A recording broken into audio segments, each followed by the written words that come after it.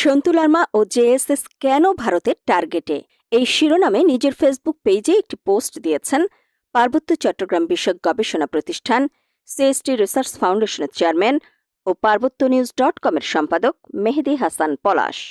Facebook পোস্টে তিনি যা লিখেছেন তা হল, বিগত কয়েক মাস ধরে ভারতে, বিশেষ করে সেভেন সিস্টার্সের ত্রিপুরা ও মিজোরামে জেএসএস এর বিরুদ্ধে ব্যাপক ধরপাকড় চলছে এবং ভারতীয় মিডিয়ায় জেএসএস ও সেখানে পলাতক এর নেতা কর্মীদের নেগেটিভভাবে তুলে ধরে প্রচার করা হচ্ছে। মিজোরাম ও ত্রিপুরার স্থানীয় বাসিন্দারা জেএসএস এর বিরুদ্ধে বিক্ষোভ, সমাবেশ, মিছিল করছে, কর্তৃপক্ষের কাছে স্মারকলিপি দিচ্ছে। অনেক স্থানীয় নেতা সে সকল বিক্ষোভ ও প্রতিবাদে নেতৃত্ব দিচ্ছেন, বিভিন্ন জায়গায় পোস্টারিং করছে। বিষয়টি আমার কাছে অনেকখানি বিস্ময়কর এবং একই সাথে প্রশ্নবোধক। অথচ পার্বত্য চট্টগ্রামের জেএসএস ও ইউপিডিএফ এর সিনিয়র নেতা